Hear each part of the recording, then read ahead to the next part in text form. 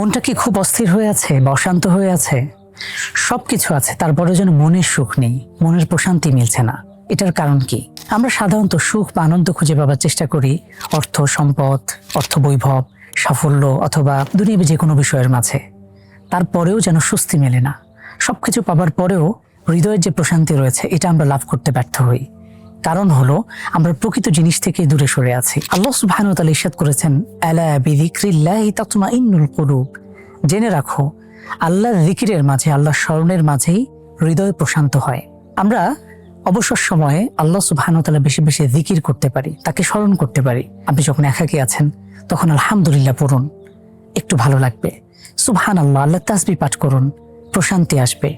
আল্লাহু আকবার, আল্লাহর বরত্ব ঘোষণা করুন, হৃদয় হালকা হবে, নির্ভার লাগবে। রাসূলুল্লাহ সাল্লাল্লাহু আলাইহি ওয়াসাল্লাম ইরশাদ করেছেন, আফযলু যিকরি লা ইলাহা ইল্লাল্লাহ। সবচেয়ে উত্তম জিকির হলো লা ইলাহা ইল্লাল্লাহ। এই কথা বলা, এটাকে মেনে নেয়া, এটাকে বিশ্বাস করা। এবং অবসরে আমরা কোরআন কারীম তিলাওয়াত করতে পারি। হাদিস থেকে আমরা জানতে পারি, আফযলু যিকরি তিলাওয়াতুল কোরআন। সবচেয়ে উত্তম জিকির হলো কোরআন কারীমের তেলাওয়াত। কোরআন কারীম আমরা নিজেরা পড়ব, কোরআন কারীমের অর্থ সহ এটাকে ধারণ করার চেষ্টা করব এবং সেই অনুযায়ী আমল করার চেষ্টা করব। তাহলে আশা করা যায় প্রকৃত সুখ বা প্রশান্তি আমরা লাভ করতে পারি ইনশাআল্লাহ তাআলা। প্রিয় দিনী ভাই এবং বোন, কোরআনের মাসে থাকুন, কোরআনের সাথে থাকুন, ইসলাম জনের সাথে। আল্লাহ সুবহানাহু ওয়া তাআলা আমাদেরকে সেই তৌফিক দান করুন।